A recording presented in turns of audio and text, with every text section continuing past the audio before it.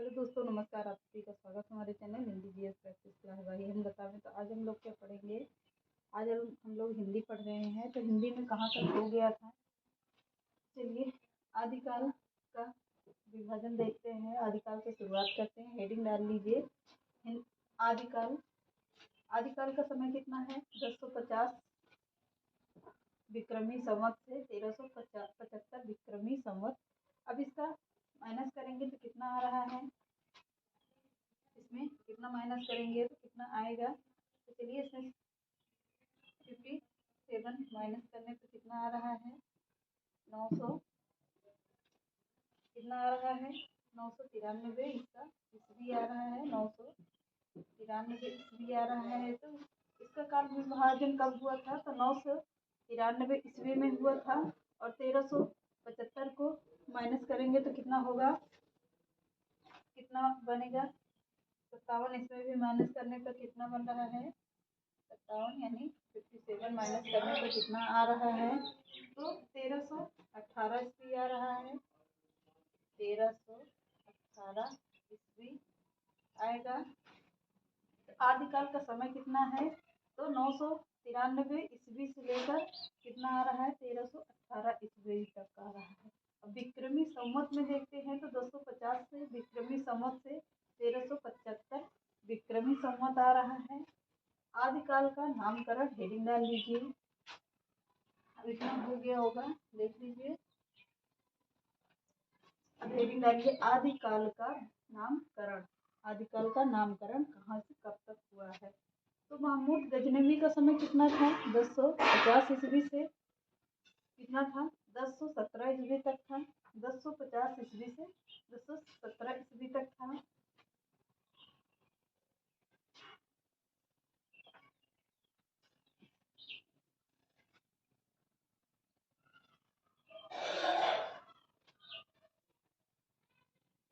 एक मिनट, ये उल्टा हो गया है।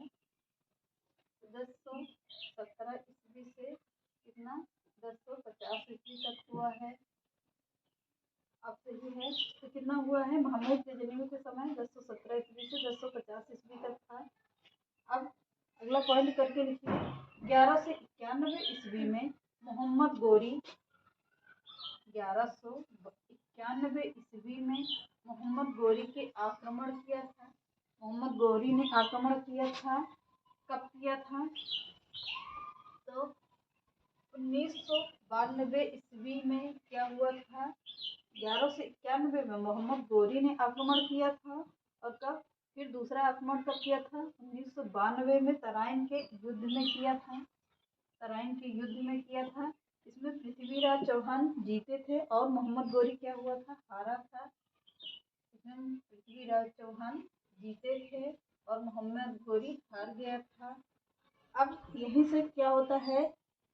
काल का विभाजन होता है। तो पहला कब हुआ था? जॉर्ज ग्रियर्सन का समय कब?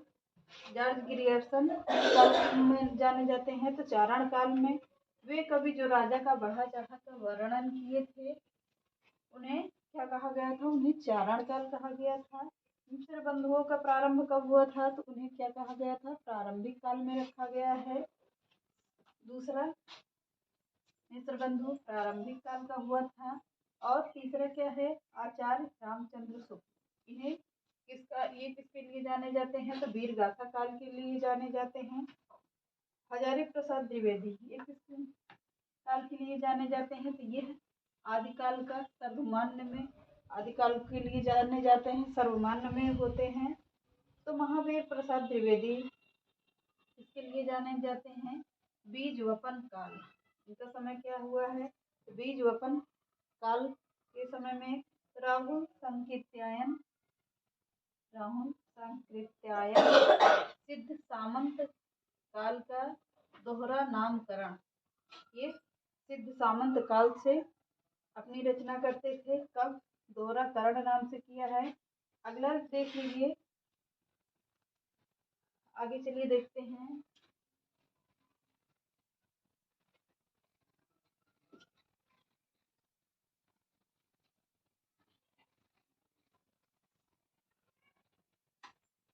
आगे हेडिंग डाल के लिखिए कौन सा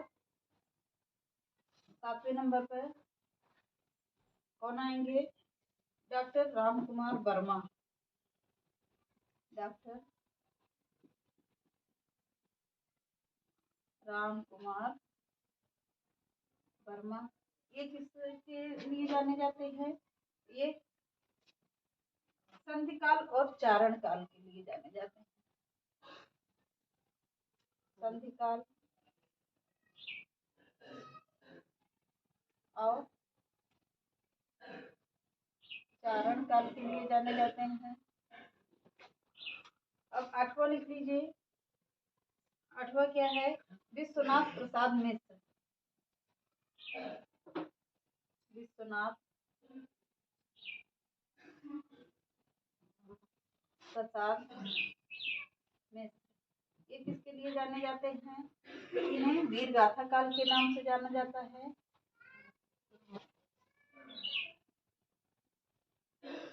वीर गाथा काल के लिए जाना जाता है। 9वां लिखिए। धीरेन्द्र वर्मा। धीरेन्द्र वर्मा ये किसके लिए जाने जाते हैं? अपभ्रंश काल के लिए जाने जाते हैं। अपभ्रंश के लिए। और 10वें कौन से हैं?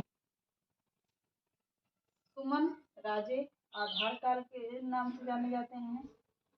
सुमन राजे आधार काल के लिए जाने जाते हैं। तो क्या हो गया? ये 7वें नंबर पे डॉक्टर राम कुमार वर्मा हो गए, संधि काल और चारण काल के लिए जाने जाते हैं। 8वें नंबर पर विश्वनाथ प्रसाद मिश्र ये वीर गाथा काल के नाम से जाने जाते हैं। 9वें में है धीरेन्द्र वर्मा अपभ्रंश काल के लिए जाने जाते हैं। सुमन राजे आधार काल के लिए जाने जाते हैं। तब आगे हेडिंग डाल लीजिए आदिकाल का साहित्य। आदिकाल का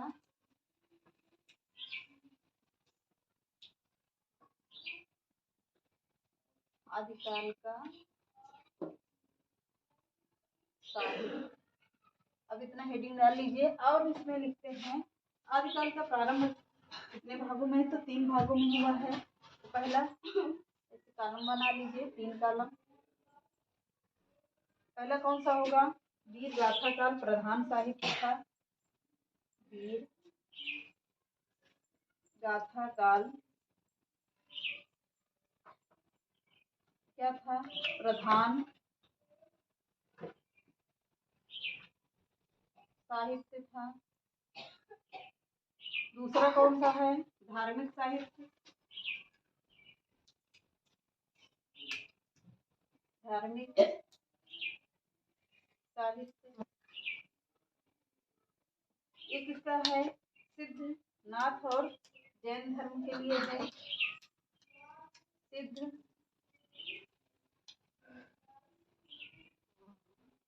नाथ जैन इसमें 3 आए थे। सिद्धनाथ आए थे, सिद्ध आए थे, नाथ आया था और जैन धर्म आया था। और तीसरा क्या था? अन्य काल। अन्य काल के अंतर्गत किसे कौन कौन आया था? अन्य काल इसमें क्या हुआ था? अन्य काल में इसमें अमीर खुसरो और विद्यापति रखे गए थे। अमीर खुसरो विद्यापति आए थे। और वीर गाथा काल प्रधान साहित्य माना गया था। और इसमें क्या आया था? इसमें राजस्व साहित्य का हुआ था। राजस्व साहित्य क्या था? राजस्व साहित्य आया था। तो ये तीनों काल हो गए। इसमें क्या था?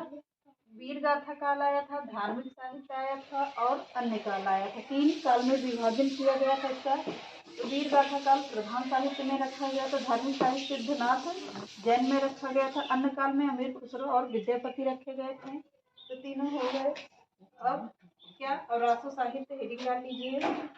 रासो साहित्य।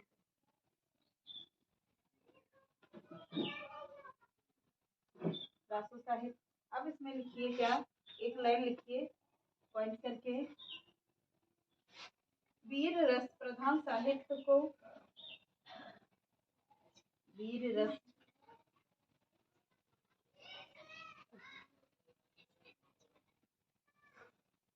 प्रधान साहित्य को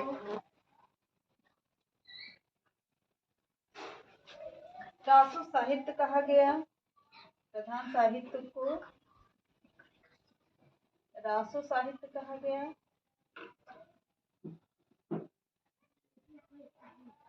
कहा गया। अब प्रमुख साहित्य कौन कौन आया था? प्रमुख साहित्य में क्या क्या आया था?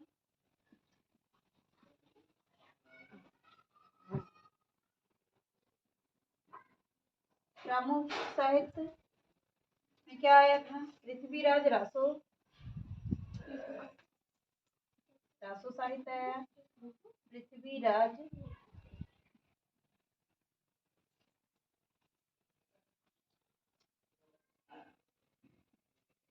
पृथ्वीराज रासो आए। दूसरे में कौन आया? बीसल देव रासो,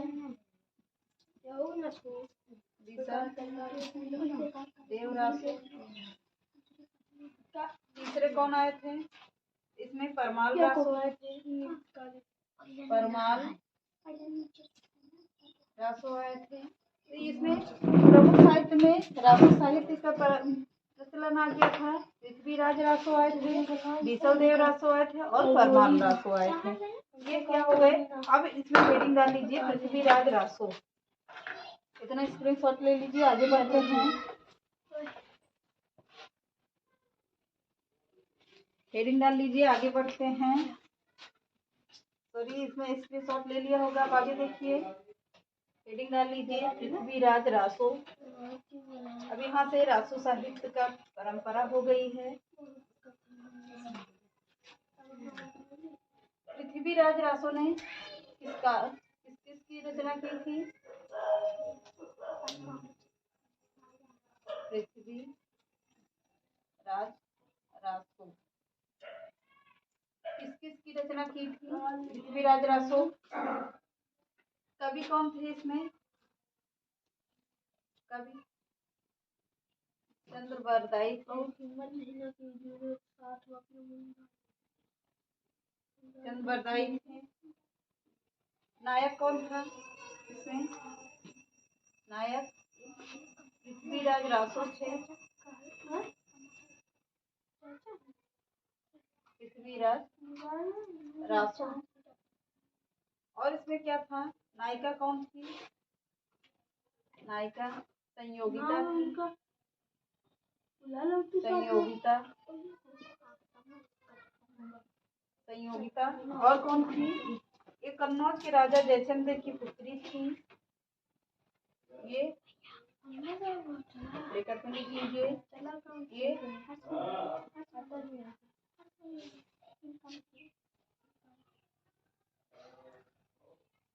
कन्नौज के राजा,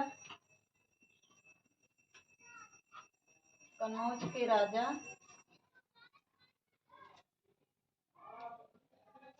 जयचंद्र की पुत्री थी।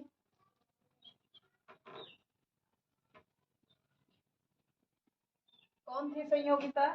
ये कन्नौज के राजा जयचंद्र की पुत्री थी। नायक कवि कौन थे? चंद्रबरदाई।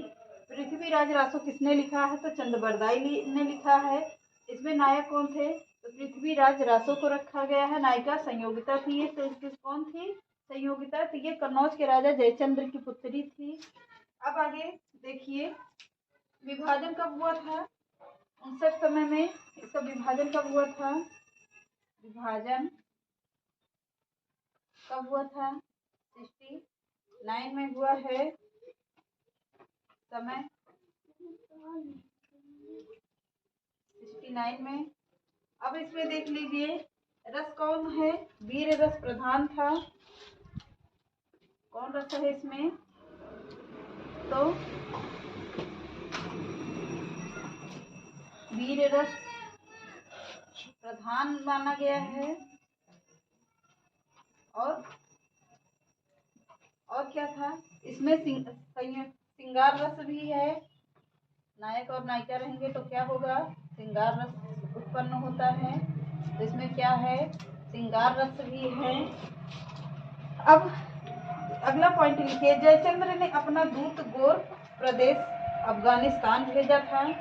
पढ़ करके लिख लीजिए, जयचंद्र ने अपना दूत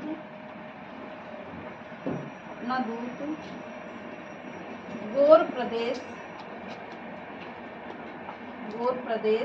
यानी कहाँ पर? अफगानिस्तान भेजा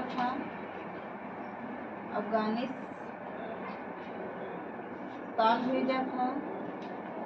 किस लिए भेजा था? गोर प्रदेश। गोर के वहाँ के कौन था? वहाँ का उस समय राजा कौन था? तो मोहम्मद गोरी था। गोर प्रदेश का राजा कौन था? मोहम्मद गोरी था। मोहम्मद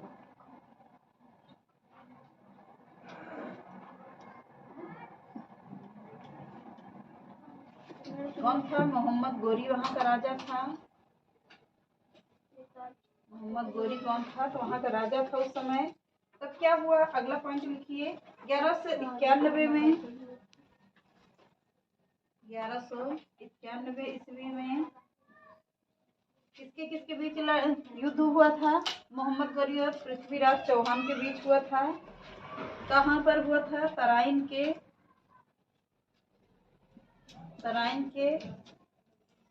मैदान में।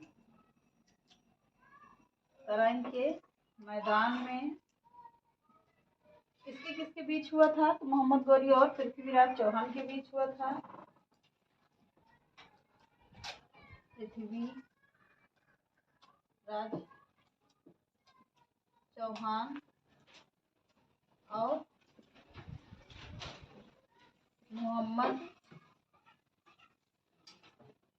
मोहम्मद गोरी के बीच हुआ था।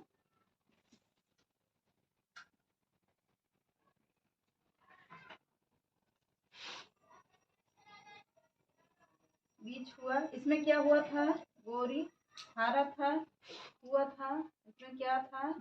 गोरी हार गया था। गोरी हारा था। और 1192 में जो युद्ध हुआ था उसमें पृथ्वीराज चौहान हारे थे, गोरी जीता था। अगला पॉइंट लिखिए, 1192 ईस्वी में तो फिर कब हुआ था? तराइन का द्वितीय युद्ध कहा गया था। तराइन का द्वितीय युद्ध कहा गया था। द्वितीय युद्ध में पृथ्वीराज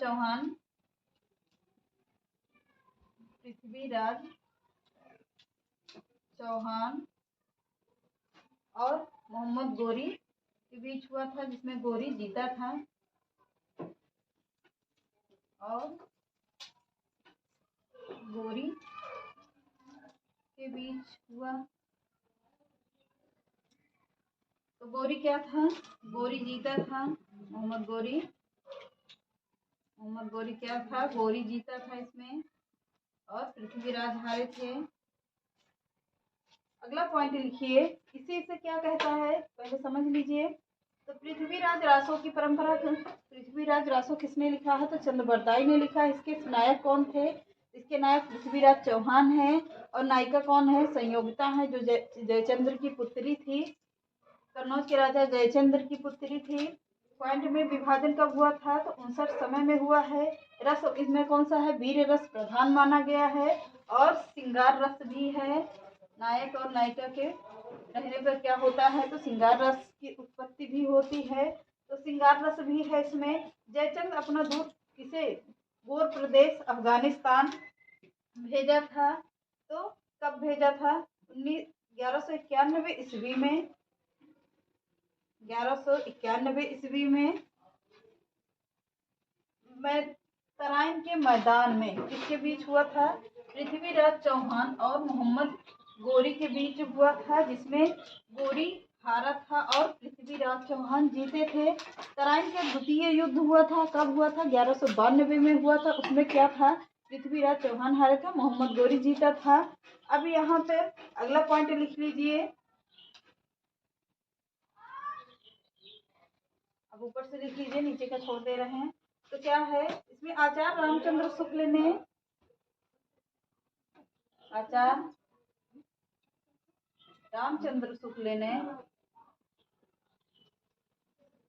रामचंद्र शुक्ल ने पृथ्वीराज रासो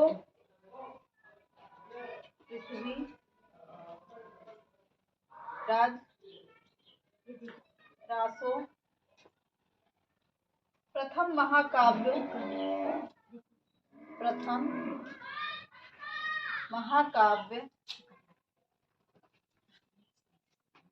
तथा चंद्रबरदाई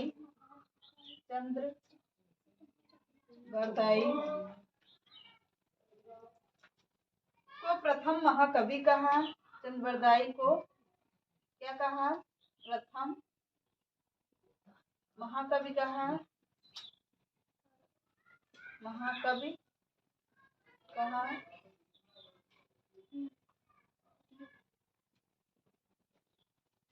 अब हेडिंग डाल लीजिए, क्या? बीसल देव रासो।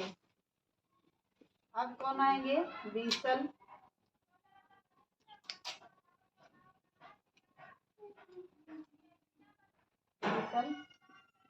देव रासो आएंगे। अब इसको पढ़ेंगे हम लोग कल। इसके आगे का सेशन कल हम लोग कंटिन्यू करेंगे। तो चलिए आज के सेशन को यहीं समाप्त करते हैं। चैनल पसंद आए तो लाइक करिए, सब्सक्राइब करिए, ज़्यादा से ज़्यादा लोगों को शेयर करिए। नमस्कार।